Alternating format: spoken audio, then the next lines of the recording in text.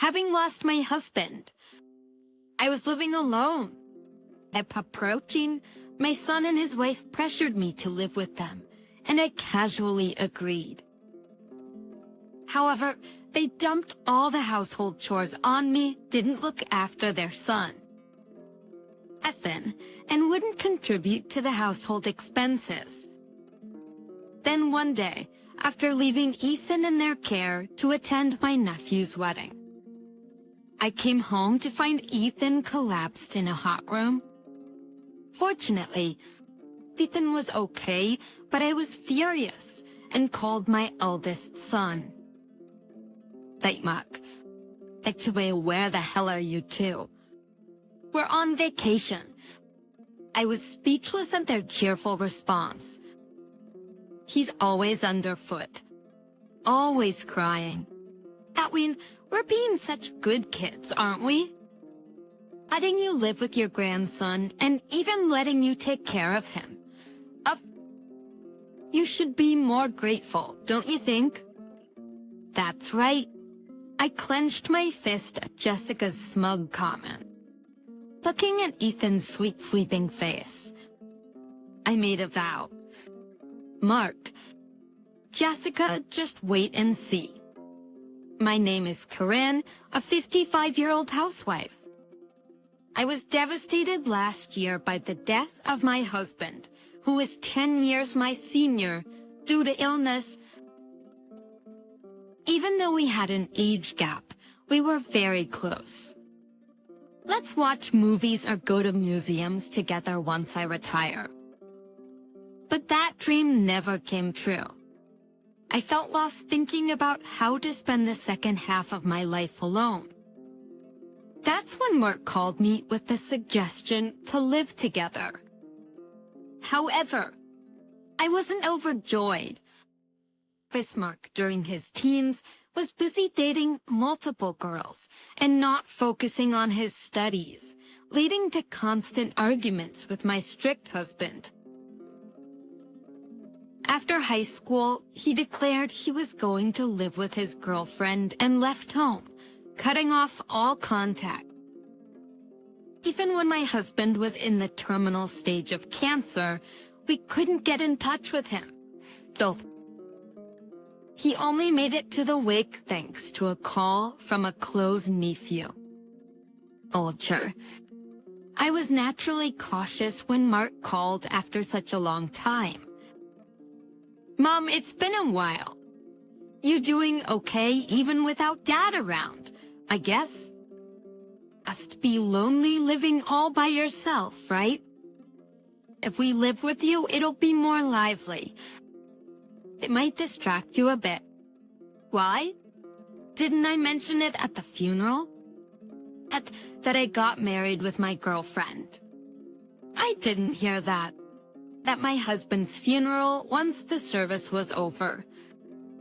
Mark went over to chat with the nephews, so I hardly spoke with him.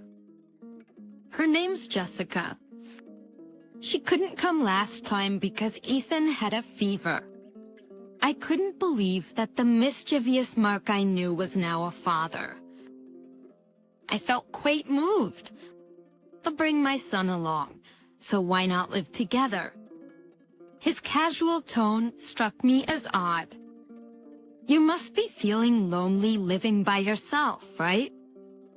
I appreciate the sentiment, but I'm only 55. I still have the energy to work full-time.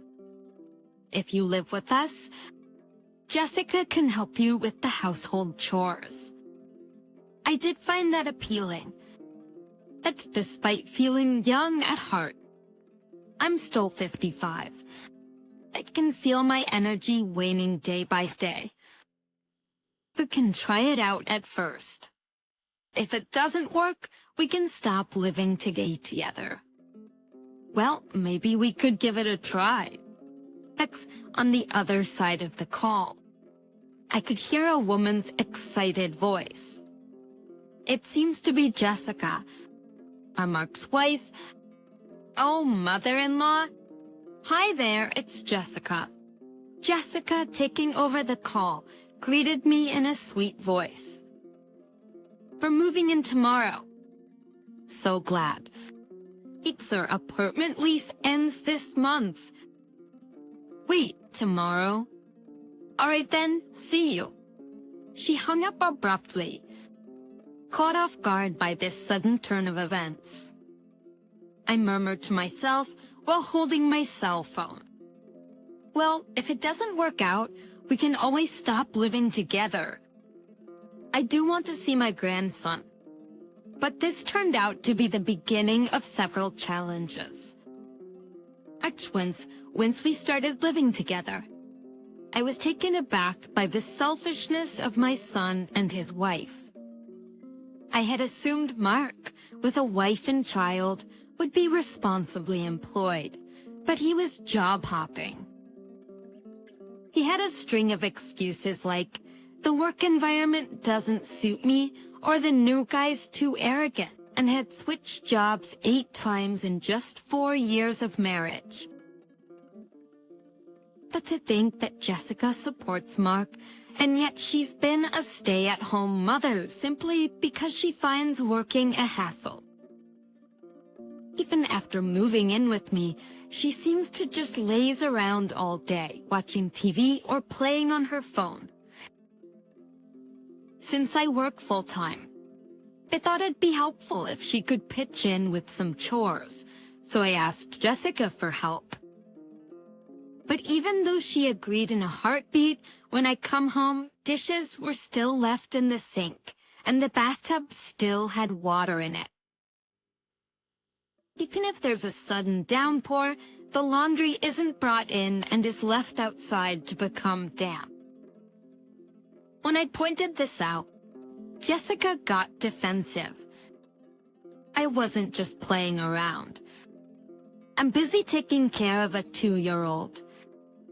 Yet the living room floor is littered with empty snack wrappers and crumbs, and Ethan's diaper is bulging. But to make matters worse, there was no sign that Ethan had lunch, and he clung to my leg as soon as he saw me. Grandma, I'm hungry. Can I have some food? Huh? Jessica, didn't you feed him lunch?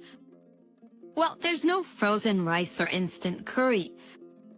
You expect me to go shopping with a toddler? I was flabbergasted.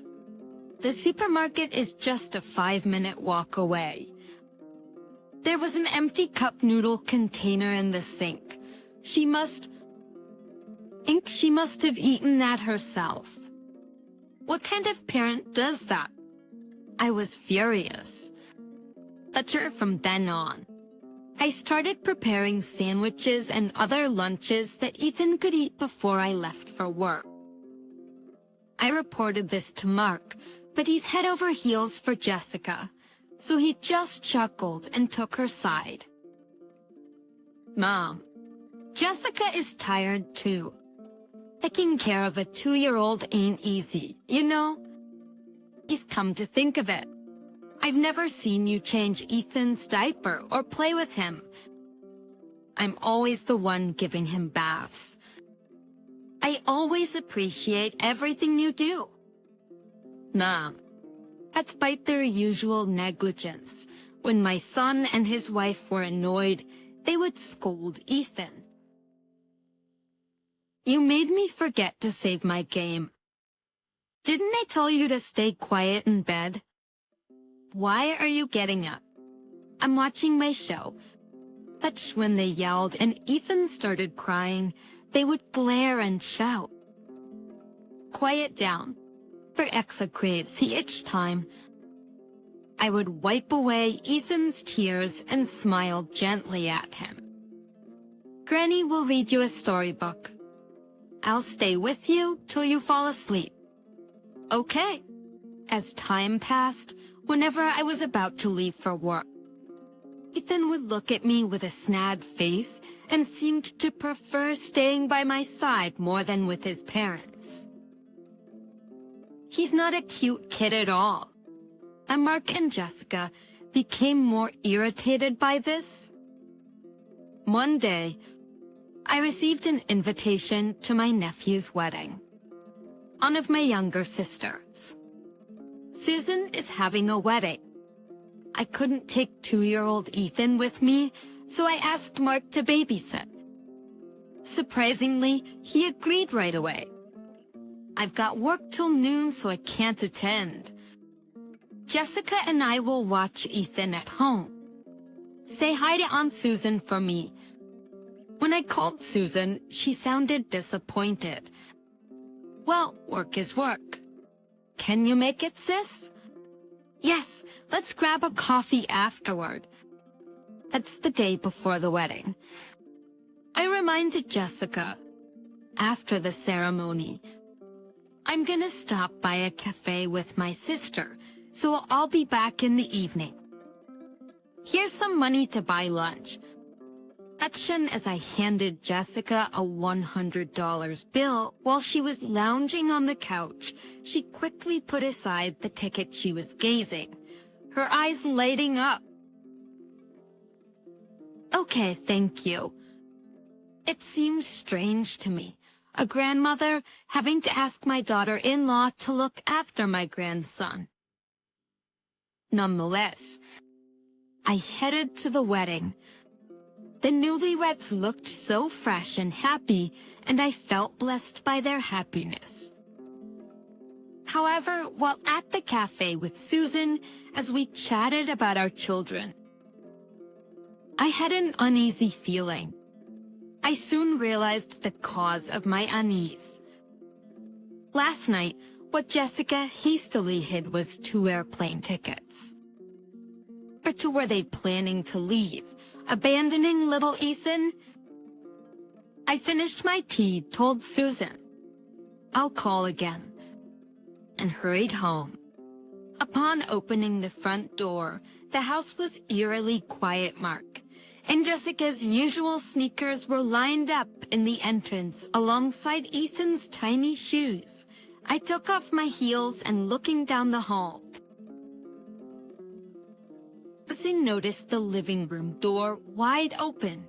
Having the air conditioning on like that is pointless, but then again, even though the AC was running, the hallway felt unusually warm entering the living room. But with a sinking feeling, I found Ethan lying down the room, as hot as a sauna. Ethan. I grabbed the AC remote from the floor and turned it on, stripping Ethan's clothes. Off I applied cold packs and all the ice packs I had from the freezer to his neck and underarms. Luckily, it seemed Ethan was just asleep. Grinny welcome back, his innocent smile brought me to my knees. I helped Ethan drink some sports drink, changed his sweat-soaked clothes, and took him to the hospital just to be sure he was diagnosed with no heat stroke. And I felt a sigh of relief back home once things had settled down. I asked Ethan, where did Mommy and Daddy go? I'm not sure. Ethan tilted his head adorably. Mommy told me that Granny would be back soon and to be a good boy. So I was good. His sparkling eyes made my heart ache. I knelt down and hugged Ethan, saying softly, Ethan, you're always a good boy. But you're only 2, so it's okay to be a little selfish sometimes. I'm gonna be 3 soon. That's right, we'll celebrate after.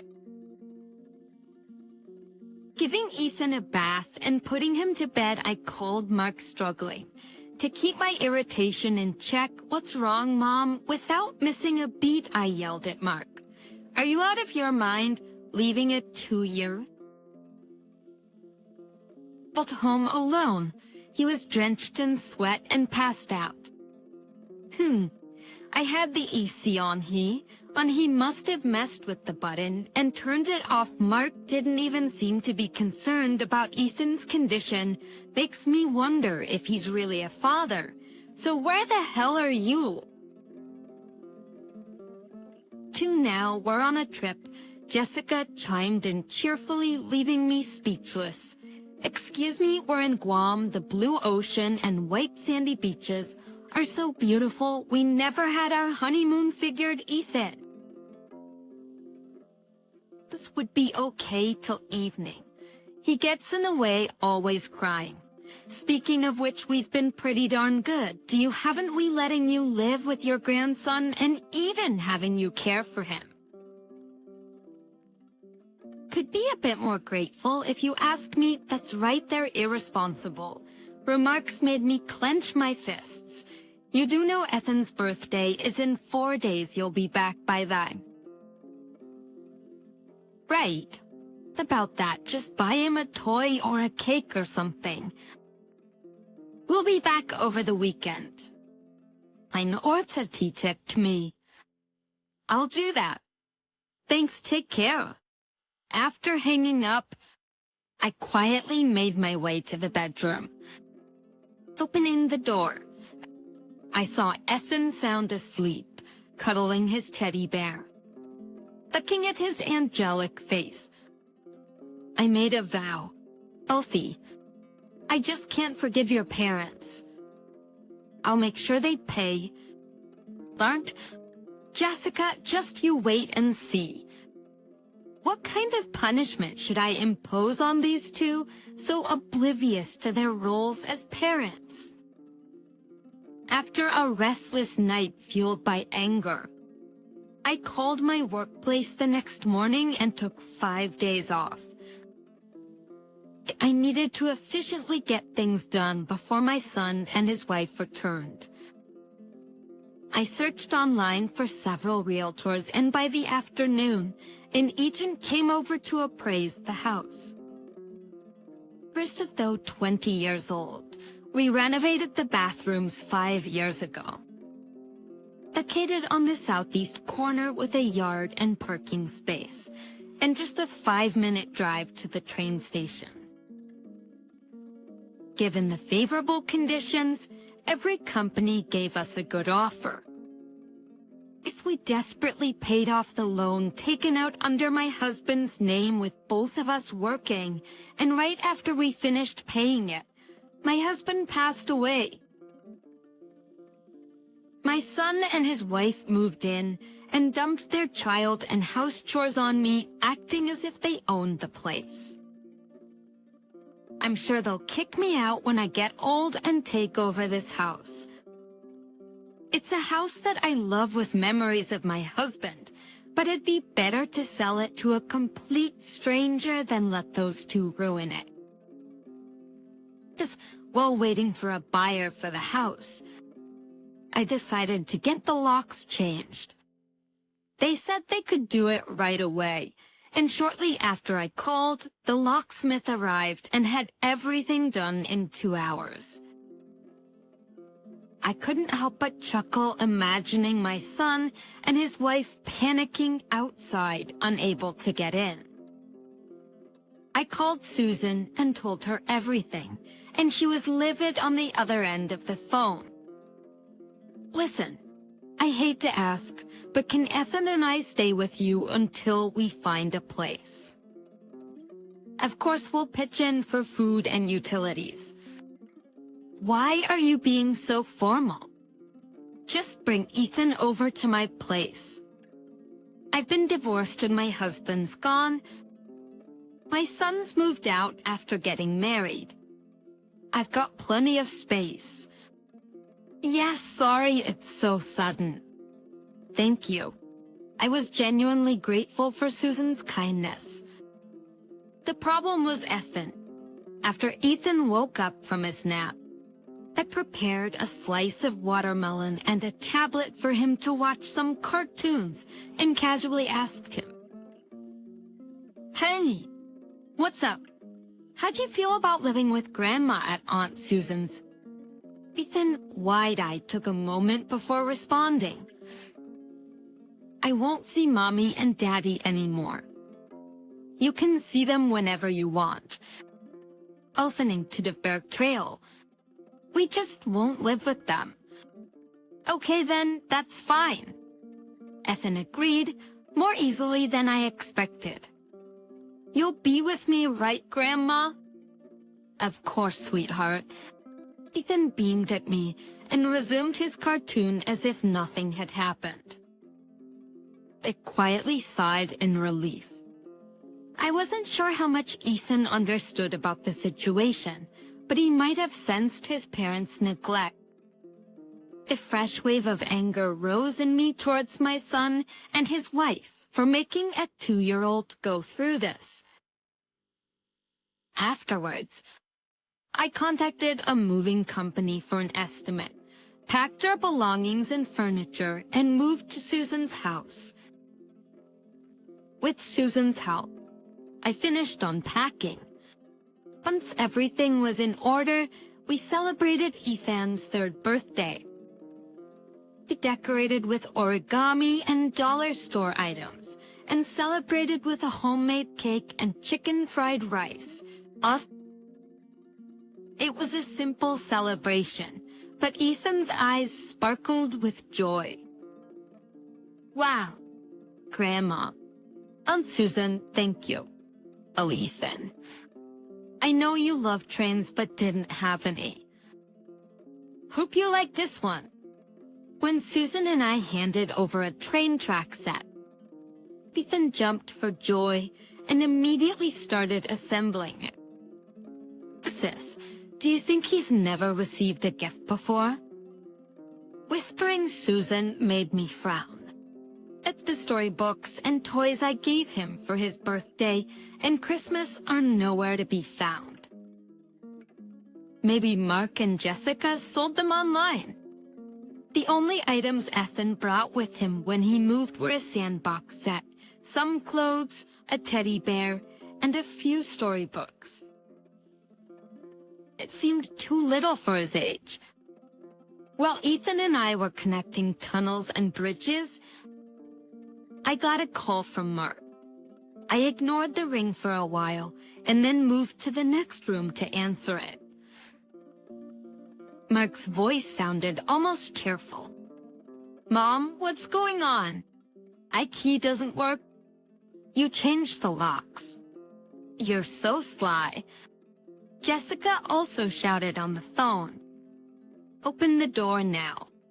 Why are we being kicked out of our own house? It's my house. You guys just barged in and stayed. You agreed to live together. If you didn't like it, you should have said so. I couldn't, seeing how Ethan was treated. I replied in a firm tone. If Ethan is such a bother to you, then give him to me. I'll raise him properly. From now on, I'm gonna live with Susan, so you guys can move wherever you like. What? That's too sudden. It was you who came over the day after I called, wasn't it? I snapped back at the complaining couple. Well, I want to get back to our conversation properly. Give me a sec. After hanging up the phone, I made a call to a certain place and then headed home. When I got back to my dimly lit house, X, Mark, and Jessica were waiting out front. They sat on their suitcases, looking tired and yawning. As I opened the gate, Mark raised his voice in annoyance. You're so late? How long were you gonna make us wait? Yeah, I'm opening it now. I could let this rude remark slide with a smile, thinking it was just for today. Jessica looked puzzled at the large brown envelope I was carrying, but I pretended not to notice and unlocked the door. Turning on the living room AC, my son and his wife, as arrogant as always, said to me, "Man, I'm beat. Get me a cold beer. And some pepperoni. I'll have a lemon cocktail and bring some cheese too." Casually they sat on the couch, stretching out their legs and fanning their collars, as if ordering me around was a given.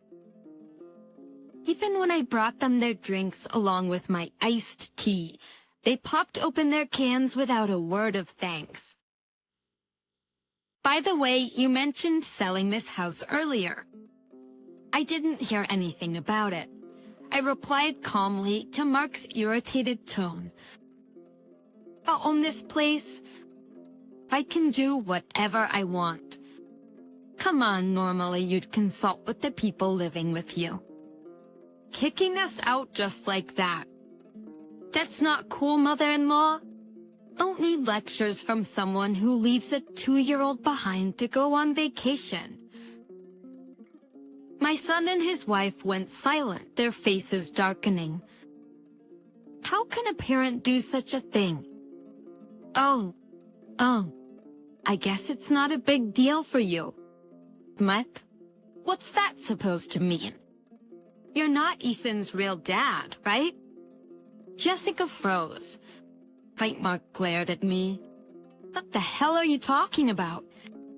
It's exactly as I said. Ethan's real dad is this guy, isn't it? Jessica? Looking at the photo I took out of the envelope. Jessica went pale. She snatched the photo, crumpled it, and stuffed it into her purse. I just smiled. I've plenty more where that came from. Anxiety. I guess I hit the nail on the head. How did you? Ethan told me, saying that apparently he has another dad. That blabbermouth. Jessica clicked her tongue in annoyance. That we see you. You leave Ethan at the daycare once a month after having dinner and go on a date. Even though you never mentioned it before, I thought it was strange for you to dine out, so I hired a private investigator. Turns out, it's an old coworker from your part-time job. Brooke's eyes widened in shock. Hey, what the hell is this? Visibly panicked. Jessica finally seemed to come to terms with the situation and apologized to Mark. I'm sorry. I was dating 2 of you. I recognized Ethan immediately from his pictures when that guy was younger. He looks just like the guy. But that guy has a wife, so I said Ethan was your child, as she rapidly tried to justify herself. Brooke froze in shock. After we decided to get married, I broke up with him, but he said he'd give child support if he got to see Ethan. And come on, I gotta get that money, right? Oh, and I really didn't want to see him. What are you even saying? I nodded in agreement with Mark's response. No wonder the photos I laid out on the table all showed Jessica smiling brightly, arm in arm with the man, or happily holding hands, entering what looked like a hotel. You know, if you complained, maybe you should earn more. Jessica pouted. It's because you're on such a low salary. Wait, Mark. Aren't you embarrassed being a part-timer at 30? What? Don't act all high and mighty, housewife. Plus, you're probably using that child support to buy all those designer brands. I don't want to hear it from someone who only thinks about themselves. I looked on at the bickering couple with a cold stare. I had this suspicion shortly after they moved in. I was worried about the words Ethan had let slip, so I hired an investigator. Now I knew why Jessica would take Ethan out whenever Mark was working nights. Initially, I decided to keep it to myself because I didn't want to destroy Ethan's family. But after the recent trip, I realized having a couple like my son and his wife raise Ethan would only lead to his unhappiness. As Jessica stubbornly tried to justify herself, Mark laughed bitterly. Hey, I've been raising another man's child for these past 3 years. Raising? When have you ever changed his diapers or given him a bath? Shut up. We're getting a divorce right now. Jessica glared at me with fiery eyes. This is all because you had to snoop around, mother-in-law.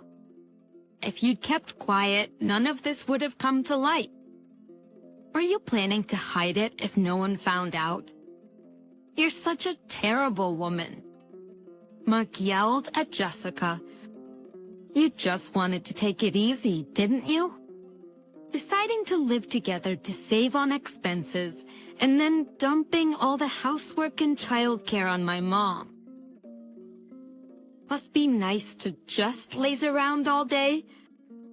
Mark, you sure act all high and mighty, but are you in any position to criticize Jessica? I said with a hint of sarcasm, and Mark snapped back at me. Excuse me? You got a problem? No. I just thought you might be putting yourself on a pedestal. Up from the brown envelope. I pulled out the remaining investigation report and photos. Jessica's gaze fell upon them. Jessica's expression quickly changed. I heard you were fired after the manager warned you about touching a high school girl at a burger place. You said you quit because the atmosphere didn't suit me. Hey, don't twist my words. Mark retorted with a disgruntled look on his face. I just poked her on the cheek, stroked her hair, and hugged her from behind. I didn't touch her breasts or anything. She's overreacting. Feel gross. Jessica struck a pose of hugging herself and distanced herself from Mark. If you touch someone without their consent, that's a problem. Yeah, I just touched because they were cute. If cheeks and hair aren't okay, wear ears. Nowhere, of course. Jessica snapped. What is a 30-year-old man doing with a high school girl? If you want to do that kind of thing, go to a nightclub. It's cool because they are a first-time, normal high school girl. You women wouldn't understand. Puffing out his chest, Mark looked defiant.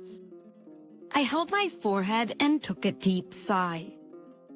It was I couldn't believe my eyes when I saw a picture of Mark hugging a high school girl's shoulder, but he probably didn't mean any harm since he took a selfie and posted it on the internet. Hey, don't look at me funny, both of you. Buster Cromits teenage girls, don't they? All right, let's just get a divorce then. Jessica said, shaking her head in exhaustion. Why don't you marry a teenager next time? Not that they'd want you, though. Fine. I will.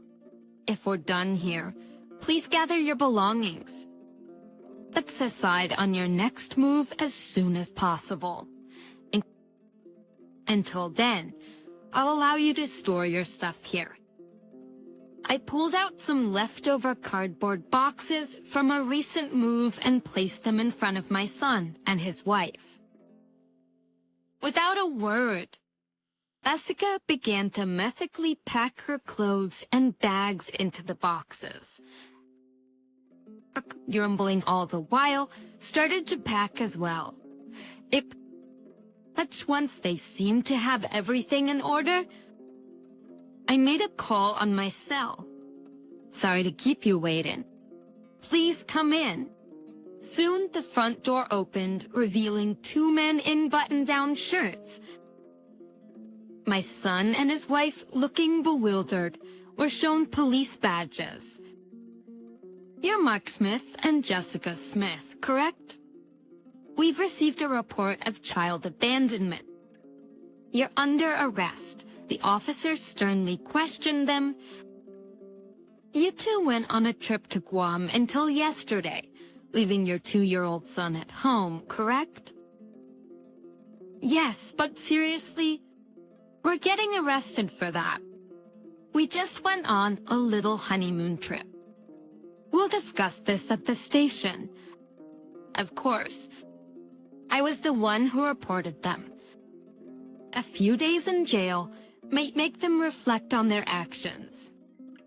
Watching the two of them hang their heads and get into the police car. Go, I whispered to myself. Becky, Mark, and Jessica were released on probation 3 days later. It was probably the first time they had. It was time they had left Ethan alone at home. They had prepared meals for him. They had anticipated that I would return home in the evening, which likely contributed to their leniency, expecting it to be just a short period he'd be alone. Weeks from now on, I agreed to take care of Ethan. We arranged this agreement through a lawyer, ensuring the penalty when he fails to follow the agreement. Possibly Mark, who moved into a rundown 2-bedroom apartment, apparently can't afford his own living expenses. He probably couldn't manage living on his own. It turned out both of them were in debt and seemingly had plans to eventually burden me with their financial responsibilities. Since their plans fell through, Mark took on more part-time jobs, and Jessica reluctantly started working too. The two of them worked from the crack of dawn until late at night without rest, and I heard they constantly fought at home. My house quickly found a buyer, and a young couple moved in. They seemed very pleasant when they came for a viewing, so I'm sure they'll take good care of the place. I was worried Ethan might miss his parents, but for now, he's living life to the fullest. In fact, without Jessica and Mark scolding him or treating him coldly, there's no need for him to always be on his best behavior. He's become more innocent and cheerful. He's grown very attached to Susan and behaves just as a child his age should, occasionally keeping us on our toes with his whims. I switched to a reduced work schedule to spend more time with Ethan. Susan, who works in a 24-hour daycare from 6 p.m., and I have divided up household chores and always make sure our busy schedules don't impact Ethan. If Ethan ever wants to see his parents, I intend to let him. Well, losing my husband felt like a gaping hole in my heart. I found a new purpose in seeing Ethan grow up properly. Susan and I want to shower him with love and raise him together.